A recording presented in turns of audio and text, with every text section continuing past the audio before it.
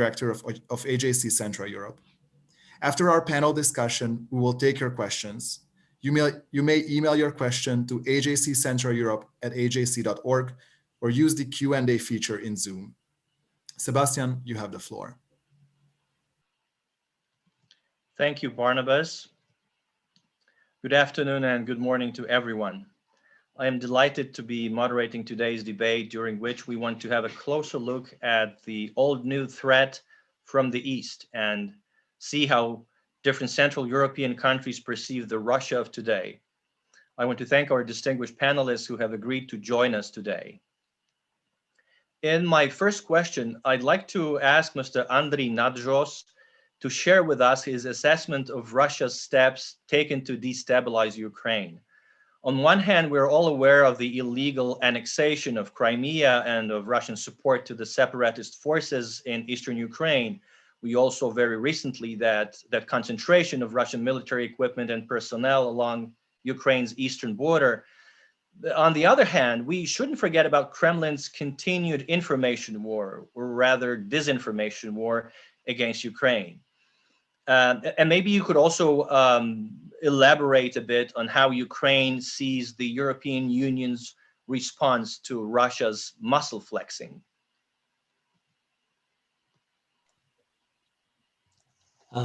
Thank you so much, Sebastian. And at the beginning, let me express appreciation for organizing this event on the very timely topic, which relates to the old new threats that Russian regime. I would like to underline that it's a Russian regime. We are not talking about the Russian people, but about the current Kremlin regime poses in the region of the Central Europe. There are no doubts to dwell, no needs to dwell on the history of the Russian military aggression against Ukraine, which started in 2014 and led to occupation approximately 7% of the Ukrainian territory. As a result of this aggressive actions against Ukraine, my country lost more than 10,000 of people. Dozens of thousands were injured. We have approximately 1.8 million of IDPs, and we lost about 20% of the GDP. Regrettably, we have to acknowledge that European continent of 21st century is full of conflicts, aggression, and human rights violations. Occupation of Crimea and military Russian aggression in Donbass prove that lessons from the new history of Europe has not, unfortunately, been learned. I would like just to remind that it's not only and not just war in Ukraine. It's a war in Europe. And it's not just an attack on independent state.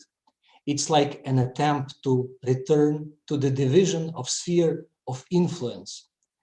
And in this regard, I just would like to make the reference to the recent Putin's address to the Russian parliament when Russian president mentioned red lines that Russia will identify by its own. As a diplomat with dealing with development of the EU-Ukraine relationship, I am very pleased to stress that my country was not abandoned in the face of Kremlin aggressive actions.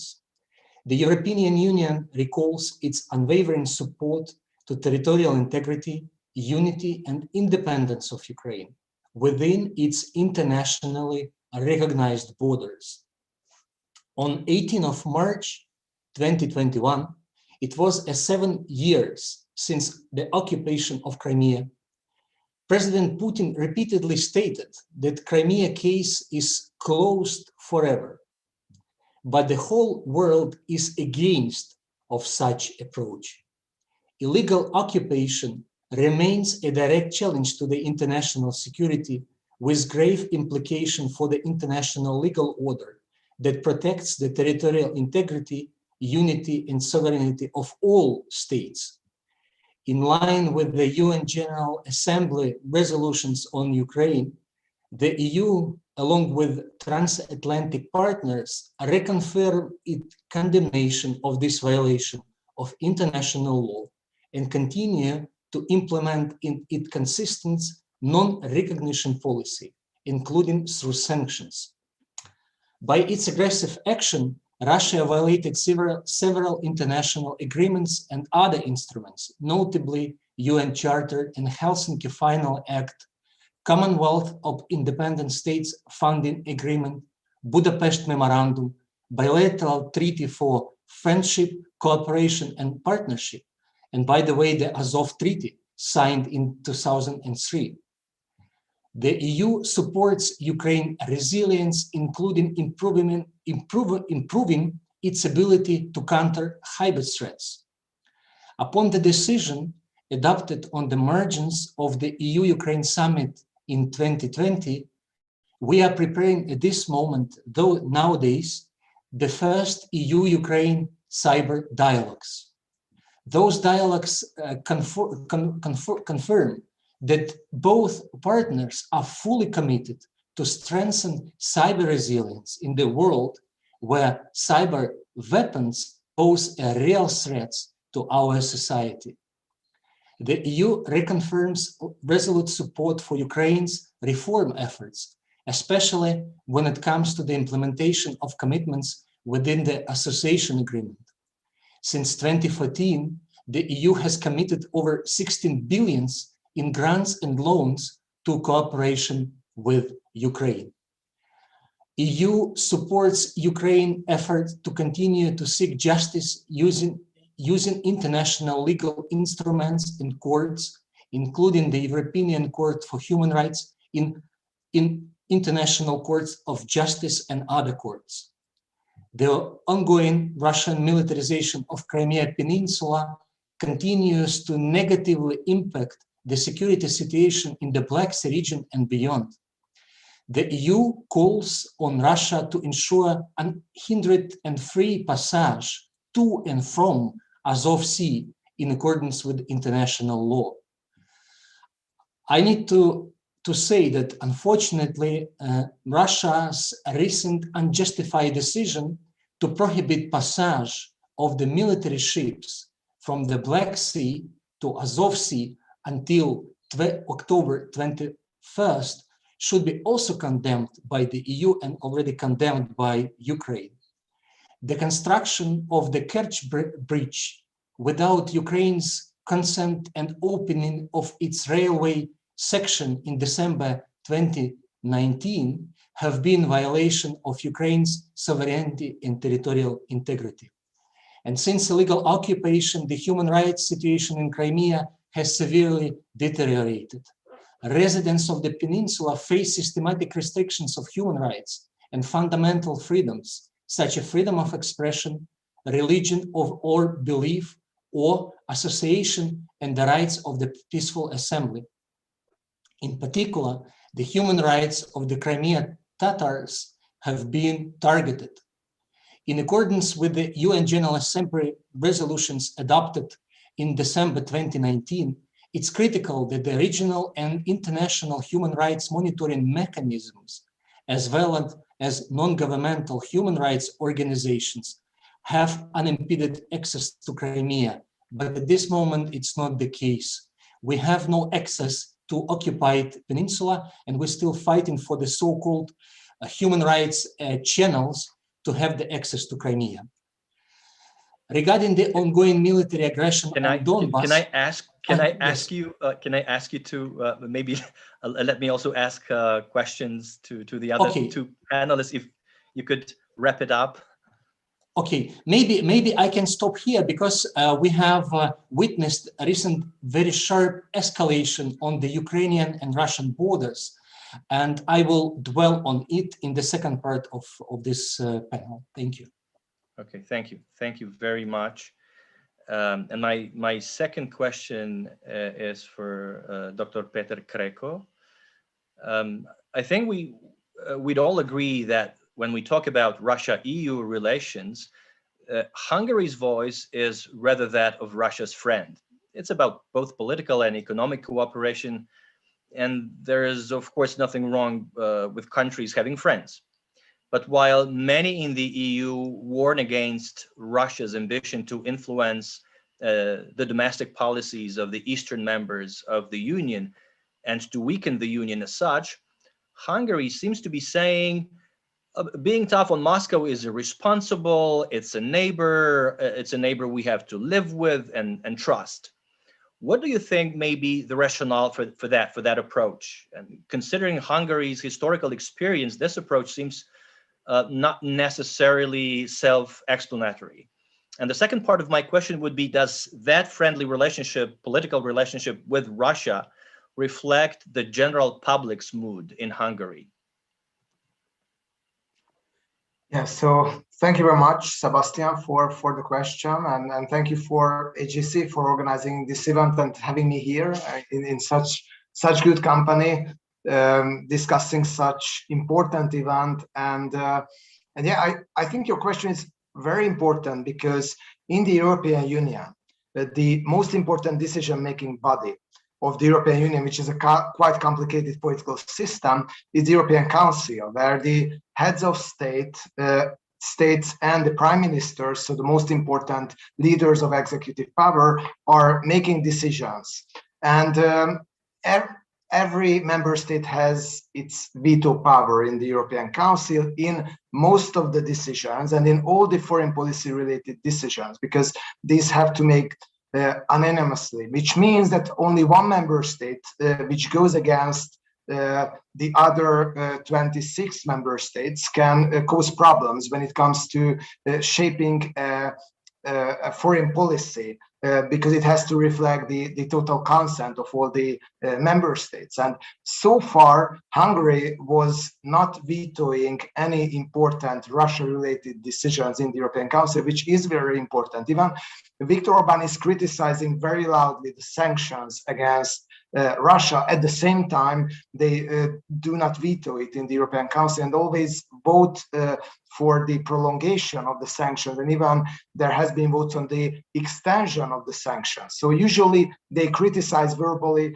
but vote for it, because Orbán still knows that voting with the mainstream in the European Council is important. And if he doesn't do that, then he can face serious consequences in other votes and other decisions in the European Council. Don't forget that Hungary is facing right now a threat of the suspension of its voting rights because of some rule of law issues. And it's the same body that will decide over this question as well. So, but in returning to your question, what are because yeah, we can see that there is an increasingly friendly relationship between Russia and Hungary, and it's articulated on the level of NATO, it's articulated in the European Union, it's articulated in the European Council, practically everywhere. And Sergei Lavrov and the Russian diplomats are among the diplomats that our foreign minister are meeting with most frequently. So there are very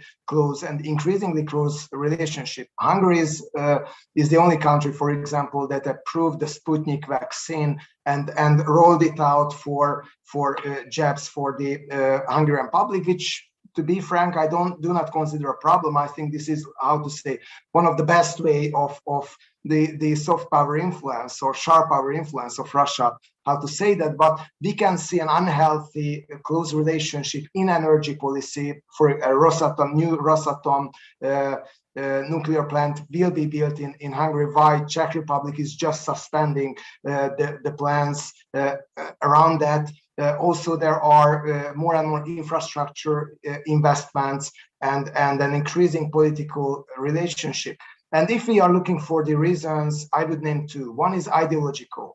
Orbán deeply believes that the West is over, that the liberal Western model is on the decline. And if we have to look for models, we have to look for this, to Russia, to China, and he says it totally explicitly, and I think he deeply believes it.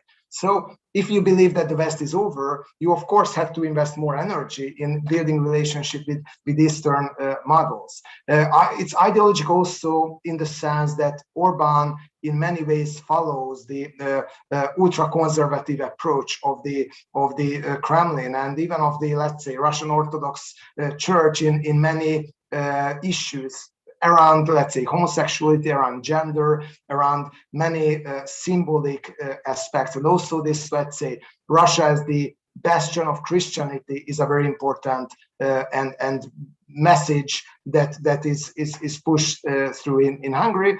Also, Orban is envious about, let's say, the Russian system, the very centralized Russian system. And unfortunately, Hungary takes Russia more and more as an example and a model to follow when it comes to cracking down on NGOs, when it comes to taking over the media, when it comes to weakening the judiciary, and the list goes on.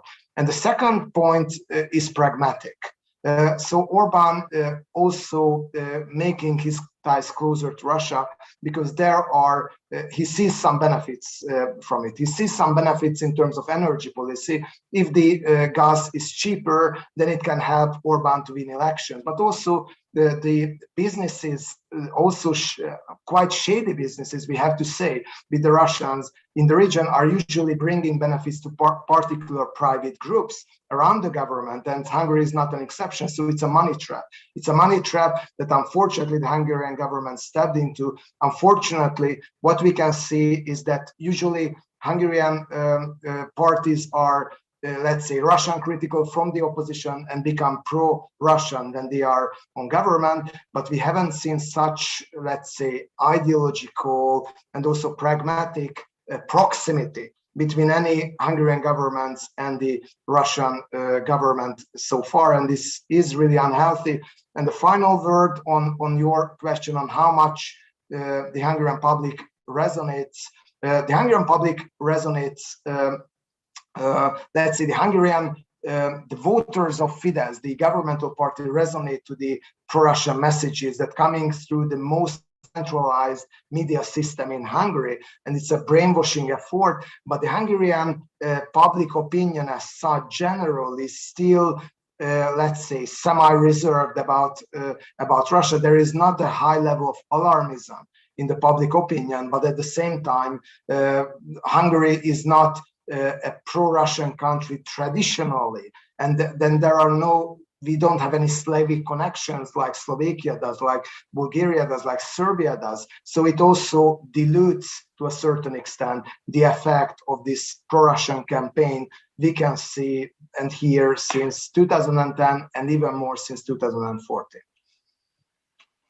Thank you so much. You said you talked about taking Russia as a role model. That I think is a big problem for Central Europe, whether that happens consciously or unconsciously.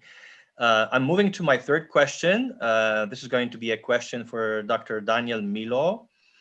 GLOBSEC has recently published an extremely interesting report that you are the author of just a few weeks ago.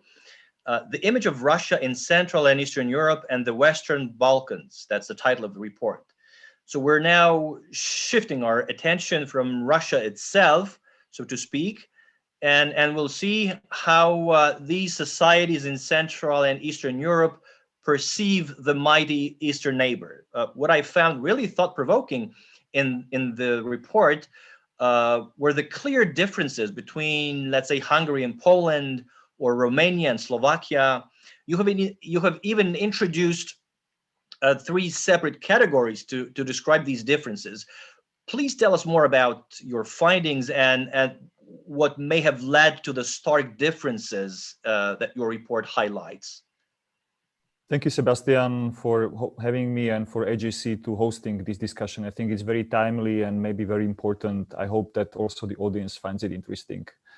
Back to your question, well, maybe just to give you a bit of context, the Central and Eastern Europe has been historically, due to its geographic and geopolitical position, a very contested territory. And, different regional, but also world powers competed for influence. And while many thought that after the fall of communism and later on successful integration of countries in this region into EU and NATO more than 15 years ago, the story is over and the Russian footprint would actually diminish. But however, countries in this region, meaning, countries of the Baltic three, then the Visegrad four countries, Czechia, Slovakia, Poland, Hungary, Romania, Bulgaria, they are tied to Russia by a very complex web of historic, cultural, economic, and sometimes even political ties. And as we see Russia becoming more and more assertive, I would maybe even say aggressive in its foreign policy and using different tools and methods from active measures, disinformation, economic influence, diplomatic influence, threat of use of force as Ukraine has witnessed very recently, so does the image of Russia changes in this region. And therefore, we decided in GLOBSEC to conduct a representative opinion poll survey in these countries within our GLOBSEC Trends annual survey. And the report that you referred to, Image of Russia in Central and Eastern Europe, is a kind of a distillation of several questions that relate to Russia. And going back to your question, so what are kind of the key takeaways and what are the three groups of countries that you also mentioned? So the first main takeaway from our research is that there is not a single image of Russia in this region. And indeed, as you said, there are three distinct categories of countries, and we call them, or I call them, bear huggers, which includes Serbia, Bulgaria, Slovakia, and Montenegro. These are the countries that have very sympathetic views of Russia and where pro-Russian narratives resonate the most. They wholeheartedly accept the notion of so-called pan-Slavic unity, this notion of all Slavic countries being linked to Russia and Russia being this big oak or big bear that protects other Slavic nations, which obviously doesn't stand up to scrutiny since Ukraine is also a Slavic country and has been in a very violent conflict with its Eastern Slavic neighbor for the past 6 years, or the story of Poland, or the story of the Balkan Wars, where 2 Slavic or 3 Slavic countries have been fighting each other. But nevertheless, this notion of Slavic unity with Russia being the big Slavic brother is very much prevalent in this first group of bear huggers. The second group of countries, bear feeders, as we call them, Hungary, Czech Republic, and North Macedonia. Well, this group of countries has more, I would say, pragmatic approach to Russia. Not as open and not as accepting as the first one, but nevertheless, some of the narratives resonate. And the third group, we call them bear skeptics. This is the most cautious, or I would maybe even say hostile towards Russia and towards its intentions in the region. And this group includes Poland and Romania, which obviously for historical reasons are quite suspicious of any Russian activities in the region, and they are also the most vocal supporters of NATO and US in this regard. The second main takeaway is that one pro-Russian narratives drives the other. So if you could clearly see that those countries that see Russia as their strategic partner, or countries which have a high acceptance of this pan-Slavic unity narrative, are also quite high in all the other questions. And let me now share the screen and show some of the results of this survey, which obviously you can find on our website, globsec.org. Okay, let me just share the slides. I hope you can see it now. So the first question was one of the several questions that are covered in the report.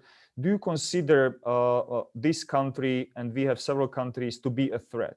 And as you could see, Russia is seen as a threat predominantly in Poland for all the historical reasons I mentioned, in Czechia and in Romania, to a certain extent in Hungary as well. But in other countries, Slovakia and Bulgaria, actually it's the US that is seen as a threat, which is quite surprising given the fact that US is a member of NATO, as is Slovakia and Bulgaria. And I think this is a testament to the relative success of pro-Russian narratives, painting the US as some kind of an enemy imperialist power, which dates back to the communist regime and communist times, but is also visible and resonates even currently. Now, moving on to the next slide, we also asked people in the region who is seen the strategic partner, who people living in this region see as their strategic partner. And while, again, Poland and Romania are very strongly pro-US, and they see US as a very important strategic partner, that's not really the case in several other countries. Czechia, which we put into this middle category of bear feeders, you could see that US has 29%, but well, Russia and China are also quite significantly represented. And Bulgaria and Slovakia stand out again as the two countries where the support for Russia as a strategic partner, which is on average at 30% across the region, is the highest. And this again is an illustration of how significant and how successful the Russian messaging is in the region, while the support for US as a strategic partner is below 20% in these two countries. And maybe one last remark is the prevalence of anti-NATO narratives. We asked several questions, and actually this is an example of the two opposing narratives. One, the blue one, says that NATO deliberately provokes Russia by encircling it with military bases. And you could see that on average 47%, I believe, agree, or 45% agree with such a statement. And the opposite narrative, that Russia is the one to blame, Russia provokes NATO, it's shared by only 40%. And again, significant regional differences with Slovakia, Bulgaria, not surprisingly, being in the forefront of support for this narrative. And when I continue with the other highlights, another important one is that the projection of Russia's military power. That was really striking to me to see that 50% on average in the region think that Russia has the strongest military in the world, while only 47% believe the same about the US, which is again in complete contradiction with the reality on the ground, with the amount of military spending on behalf of the US or Russia. But the image projection that Russia is very successful at projecting its military power into the minds of people in the region, that is quite successful. And as you could see, more people believe that Russia has the stronger hand when it comes to military. Yeah, and maybe let me conclude with the last one, and then I hand over the floor to my other colleagues. Despite such, let's say, high level of success of these pro-Russian narratives, Russia is not seen as a real alternative to the West. And I would just subscribe and support views presented by my friend Péter Krekó, that even in Hungary, but even in Slovakia or Bulgaria, where the pro-Russian narratives resonate the most, Russia is not seen as a real alternative to the West. People still predominantly support EU and NATO membership. If given a choice, more people, more than 50% in all the countries, would actually choose NATO membership or EU membership instead of closer alliance with Russia. But nevertheless, these pro-Russian narratives create vulnerability, and they create favorable conditions for additional, let's say, deterioration or dismantling of liberal democratic system in this region, more inclination to autocratic policies, and so on and so forth. So therefore, I think it's important to know how important and how prevalent such views are and how to counter them. Thank you, Daniel. I think it would be extremely interesting to try and find how this kind of disparity is possible in people's minds, to in certain countries to see Russia as a major ally, and at the same time keep looking at the West as our part of the world. I think part of the answer to that might be that seeing the West as our part of the world is the consumer's answer, while looking at Russia favorably is a different kind of an answer. It's a question of lifestyle, but I would very much hope that we could have a separate discussion about that issue exclusively. I have to go back to to Ukraine. I have to, because the question of Ukraine continues to be of the utmost importance for European security, not only Ukrainian security, as you rightly pointed out, Andrii. It's a war going on not just in Ukraine but in Europe, and we know that Russia, with what it's doing, Russia is simply testing NATO, and Ukraine has obvious NATO membership aspirations. Your president recently met with NATO Secretary General Stoltenberg. After the meeting, he said, President Zelensky said, "Today, the most pressing issue for Ukraine is the prospect of obtaining a NATO membership action plan. I am pleased to hear that NATO's door is open for Ukraine. I am grateful that you personally and the NATO members support us in NATO membership aspirations." So we can be, of course, certain that had Ukraine joined, I hope we can be certain of that, had Ukraine joined NATO before 2014, the aggression would not have taken place. But now with Russia occupying Crimea and supporting the separatist forces, and the conflict is not probably going away anytime soon, how do you see Ukraine's real chances to cross the threshold of NATO membership in this whole mess that we are witnessing now? Thank you, Sebastian, for a very important question. The NATO is not the part of my responsibility. I'm dealing with the European Union issues. But what I can tell you that really Ukraine in 2019, the whole parliament, the parliamentary majority in the Verkhovna Rada of Ukraine supported the amendments to the Ukrainian constitution. And now I'm very pleased to mention that in Ukraine, in the Ukrainian constitution, we have two key foreign policy priorities. First is to become the full-fledged member of NATO, and second is to become the full-fledged member of the European Union.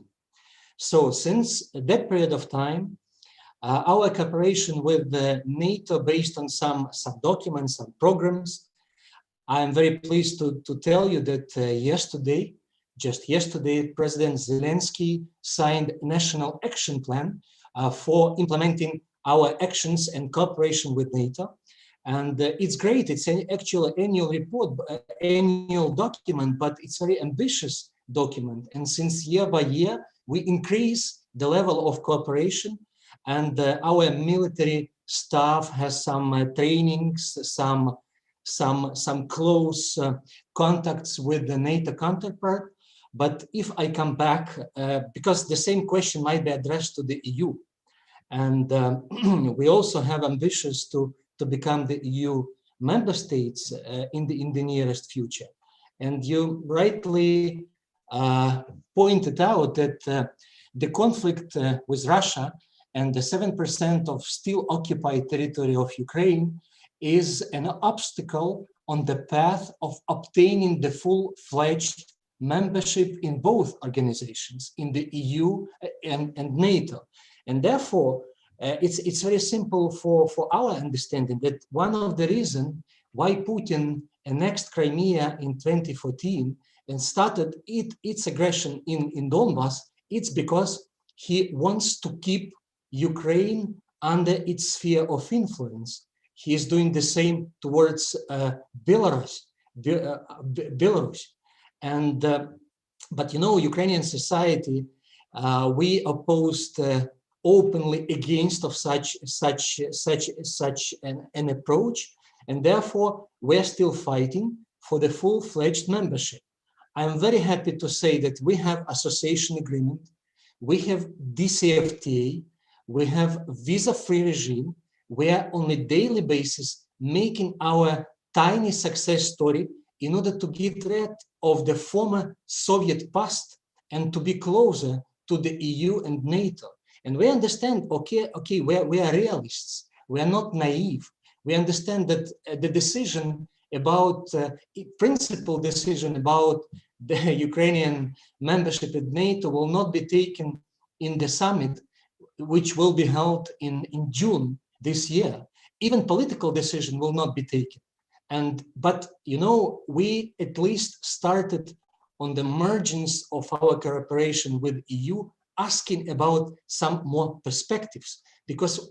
But for being a proper partner for the EU, we need to implement the internal reforms. And what we are doing now is doing two things in parallel. First is opposing 7 years of the Russian military aggression, and second is making internal reforms. And I think that the success story of Ukraine will fully destroy the regime of Mr. Putin. And it's one of the biggest threats for Kremlin to prevail Ukraine for having a success story. Therefore, but be assured that the majority of the Ukrainian population, we realized and we have chosen our strategic course. We used to be a part of the Russian Empire, and we will never come back to it. Even if we will continue fighting for our independence for decades. But we are very much dedicated to firmly stay on the path of the European, Euro-Atlantic integration. Thank you very much. I can't tell you how much I share your hope and your country's hope to become a full member of both organizations. It's and I think a lot of people in Central Europe, including in Poland, very much hope for Ukraine to one day. We would all love to see that sooner rather than later. Ukraine will become a member of the EU and NATO. I'd like to come back to the question of unity or disunity in Central Europe, and again focus on the role Hungary has been playing for quite some time here. Recently, just a few days ago, during the Bucharest 9 summit, the declaration that was adopted during the summit included a passage that reads, "Russia's aggressive actions and military buildup in the immediate vicinity of NATO, including the recent escalation in the Black Sea, on Ukraine's borders, and the illegally annexed Crimea, as well as its aggressive hybrid activities, continue to threaten Euro-Atlantic security." This declaration was adopted by all members of the Bucharest 9, which means also by Hungary. Now, if we compare that with Hungary's recent position during a meeting that was supposed to come up with a declaration of solidarity vis-a-vis Czechia.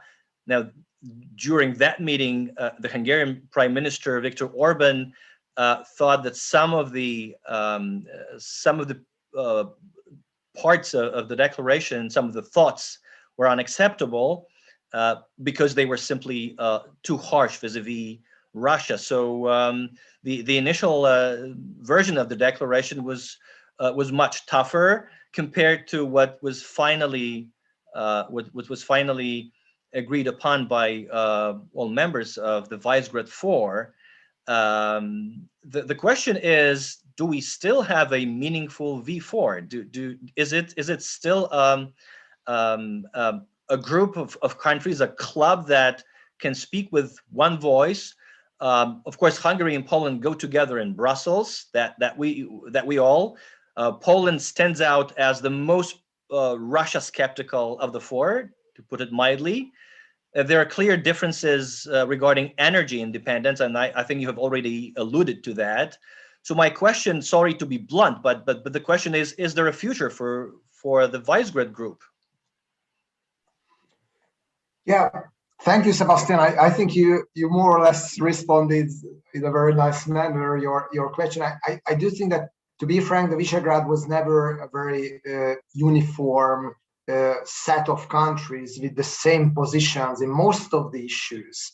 And I think the total agreement between Visegrad countries is more the exception than the rule. And so we cannot really think about a region like, let's say, the Baltic countries or even the Nordic countries that I think share much more views when it comes especially to foreign policy, but also value-related issues.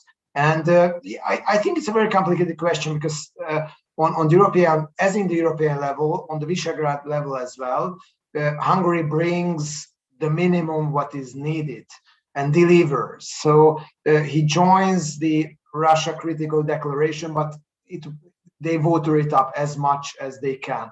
They never talk about this issue and the issue of Navalny poisoning and the issue of the prison treatment of Navalny, the issue of what happened in the Czech Republic.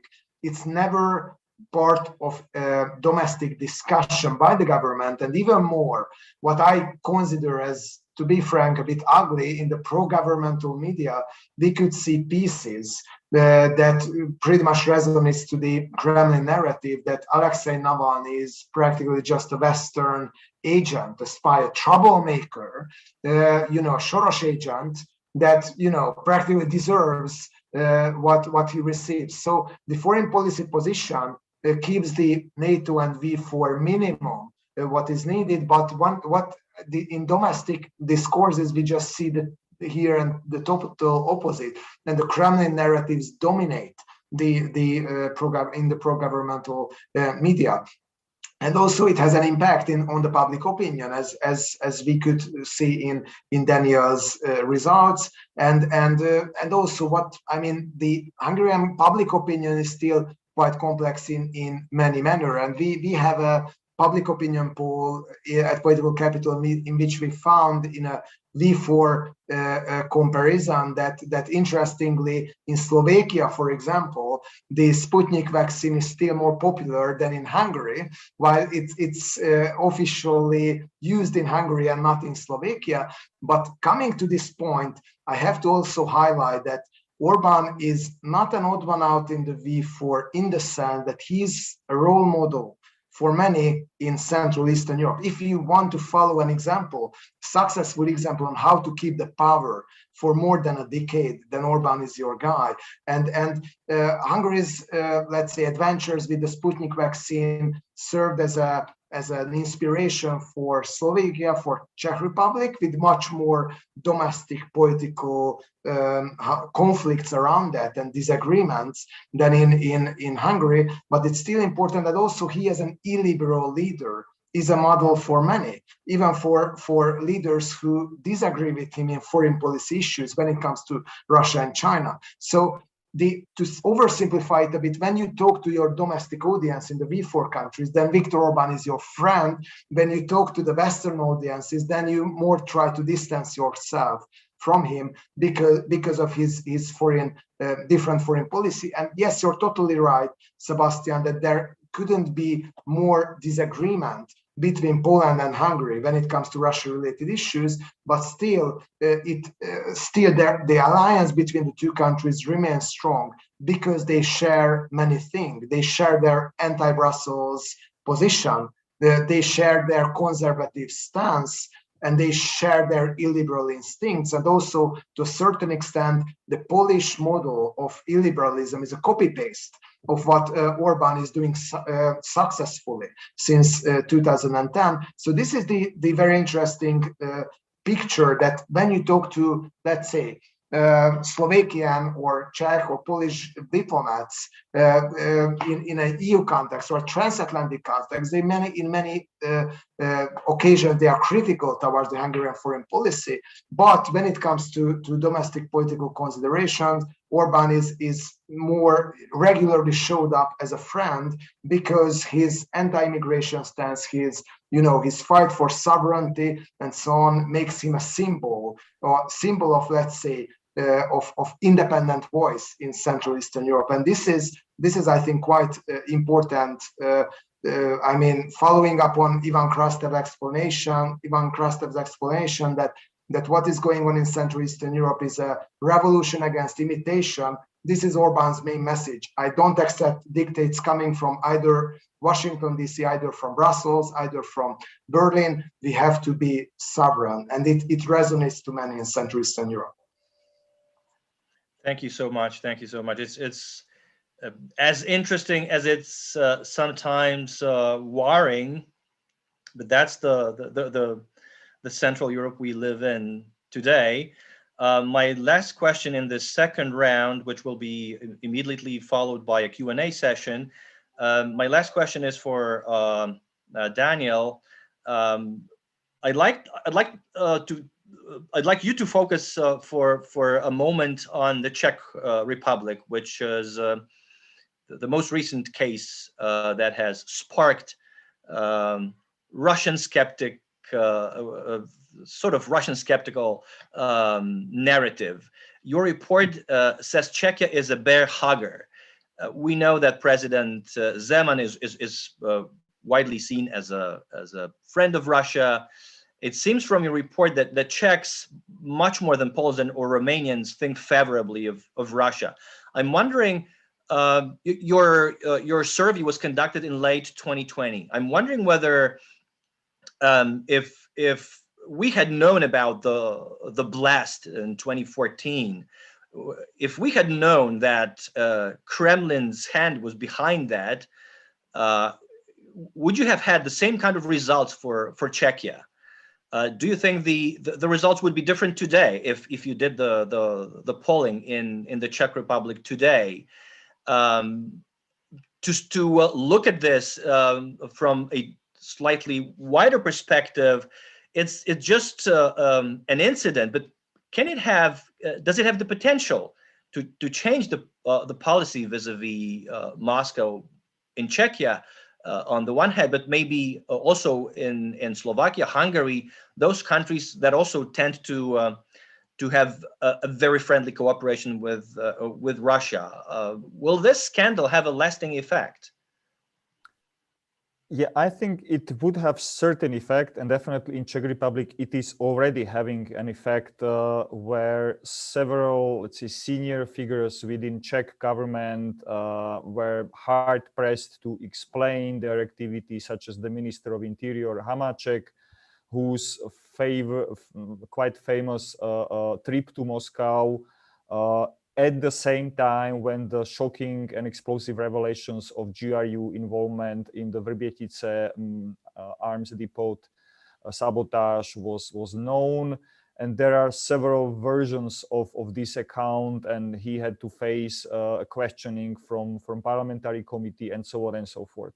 So in the case of Czech Republic, I would think that also given the fact that they have early elections in September, there would be a significant impact also on potential composition of the next government.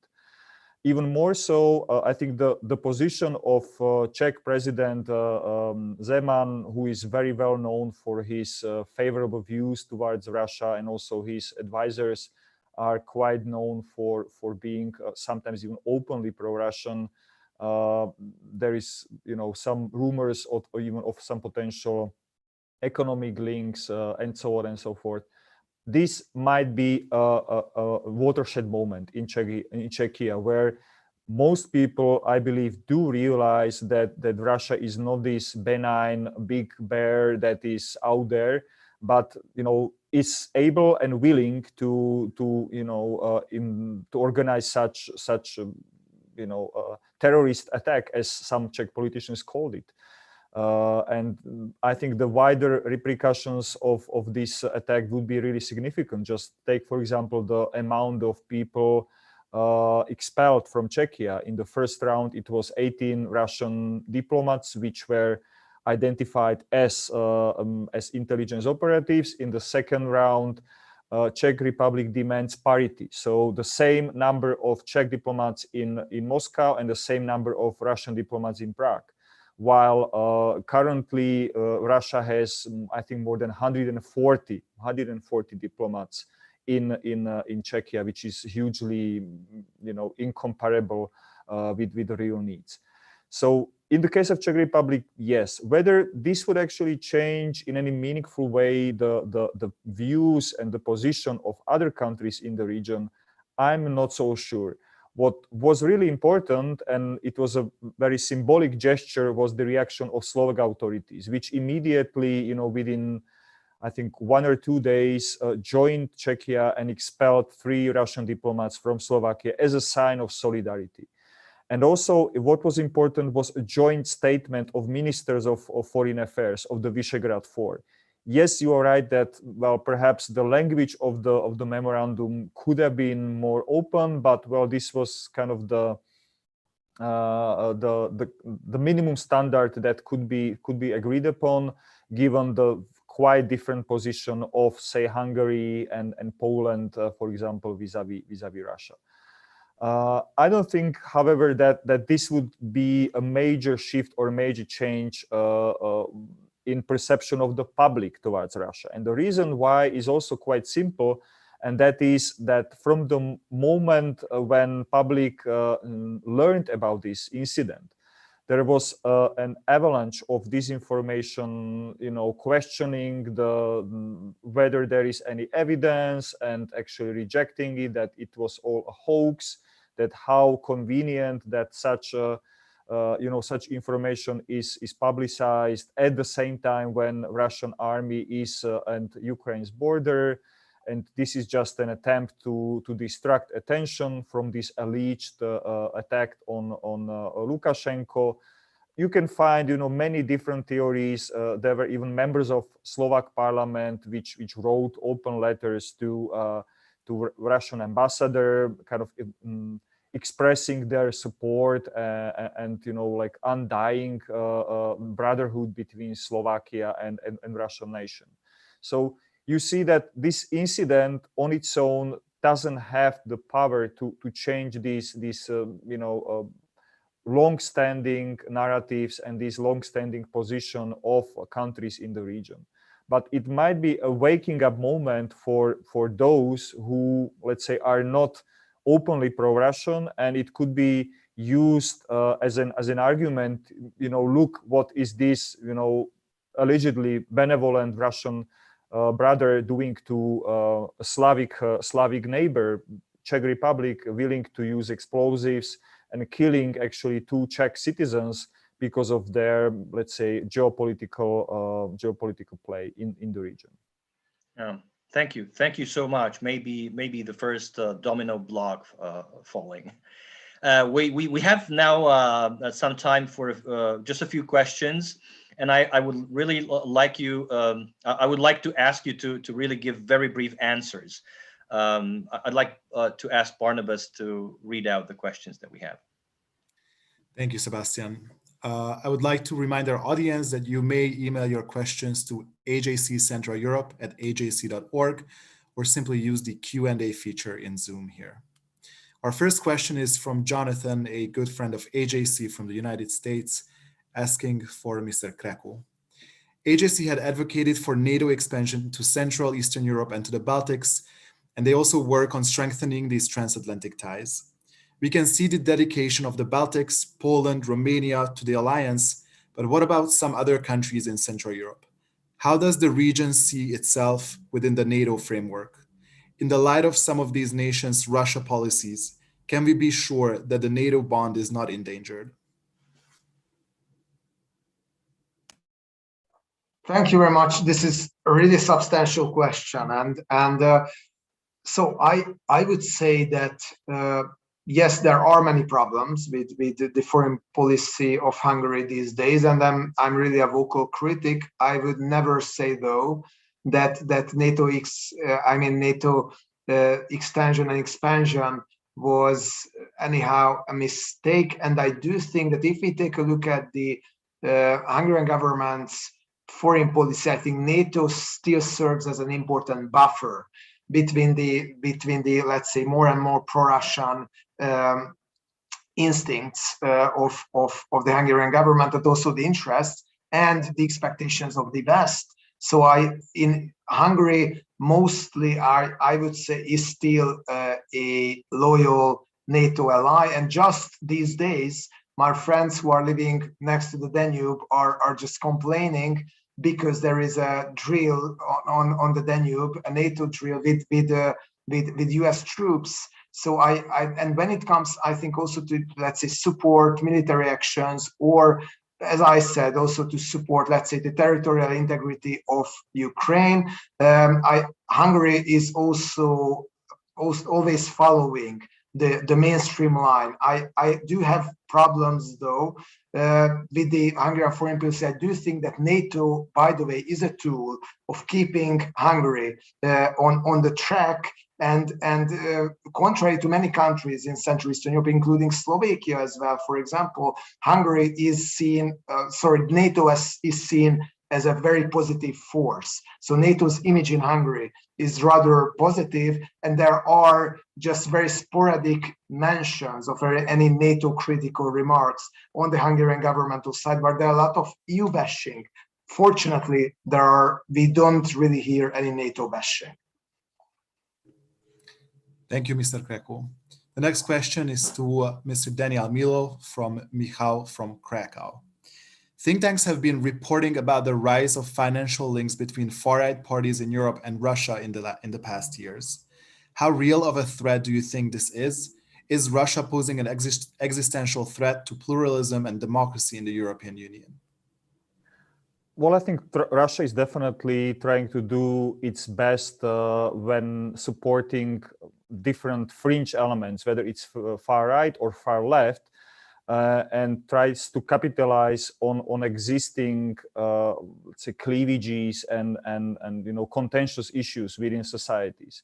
And by supporting either financially or organizationally, or by providing its, let's say, network of information sources in a given country, or pushing certain narratives, I believe that Russia is trying to actually increase the tensions existing in different societies. So I wouldn't say that it's as straightforward that Russia is sending briefcases full of dollars or euros to a given political party.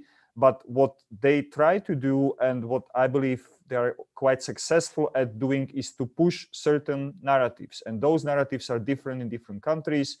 In, say, my home country, Slovakia, it's the anti-US narratives. In Czechia, it's perhaps anti-EU. In other countries, it's so-called traditional values. And while in others, it might be so-called Brussels dictate, or the high level of bureaucracy existing within the EU. How successful those attempts are, well, looking at some opinion polls, for example, in France, where Marine Le Pen is one of the forerunners in the upcoming presidential elections, and maybe for the first time has a real chance to either enter into the second round or maybe even become the French president. This might be a watershed moment. Similar story with Silvio Berlusconi in Italy. It's not only the case of Central and Eastern Europe, which has to face this pressure. It's well documented how members of La Liga traveled to Kremlin and were wiretapped in their communication with different Russian, let's say, operators trying to funnel or to channel illegal money into their political campaigns. So I think this ongoing activity of supporting fringe, far right and far left elements is a real threat. And I think that our current measures in Europe and at the level of individual member states are full of holes. And our legislation or our checks and balances trying to prevent such foreign interference into our political processes are not sufficient at this moment. Thank you, Mr. Milo. And the final question from our guest Andrii to Mr. Nadzhos. Recently, we have seen the expulsion of Russian diplomats from the Czech Republic, and a similar situation has unraveled in Bulgaria. In your opinion, are these isolated cases, or could this be a systematic issue in Russian diplomatic posts in European countries? And if it might be a trend, should the EU act, and if so, how?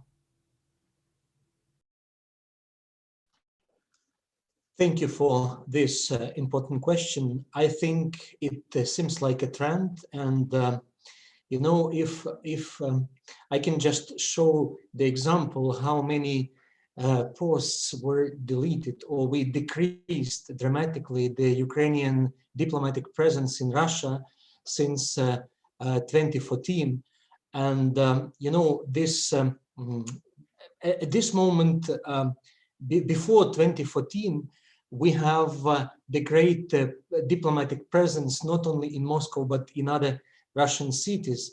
And since Russia started its aggression against Ukraine, we decreased dramatically. We don't have the ambassadors, neither in Moscow of the Ukrainian ambassador nor the Russian ambassador in Kyiv. And I think it's a long story. But you know, what happened in Czech Republic after this approval that Russian secret services were involved in preparation of these explosions on certain areas in Czech Republic. I think that it might continue because other EU member states needs to show the solidarity with the Czech Republic, because we remember the story when Russia used its chemical weapons in London in Skripal cases. So the same actions we saw from both sides, from the Russian Federation and from the Great Britain. And in sake of solidarity, a number of EU member states followed this example and reduced the Russian diplomatic presence in its own capitals. But you know, it's of course up to each capital to decide what they should do. I see that more tougher position from Baltic states and from Poland, more polite position from so-called all democracies in the West. But you know, the main conclusion for myself is that Russian regime becomes more and more toxic for the international partners. And when I saw no one from the West presented on the tribunes on the Red Square in Moscow, when Putin accepted the parade dedicated to the 9th of May, the win in the Second World War, it means that Russia becomes more and more isolated from the normal diplomatic communication, and this is bad, actually. And that's a very fitting conclusion for this webinar. I think it's you mentioned something that's visual, but it also reveals what is going on in geopolitical relations. I really want to thank you, our amazing panelists. It was an honor to have you with us today. I also thank our audience for the questions. We did receive some questions that wanted to address the Baltic states. And I can only promise you that we will have a similar webinar addressing the same threat, let's say, from the Baltic perspective. So stay tuned. Let me also thank my colleague Barnabas Turai, whose voice you heard several times. Without his hard work, this webinar wouldn't have been possible. He's our political outreach officer and our representative in Hungary. Thank you so much, Barnabas. You have the last word. Thank you, and thank you to our panel for this fascinating conversation. The recording of this conversation will be available on the YouTube account of AJC Central Europe. I would also like to thank our global audience for joining us. If you enjoyed today's program and would like to get in touch with the AJC Central Europe office, please email us at ajccentraleurope@ajc.org. Thank you and goodbye.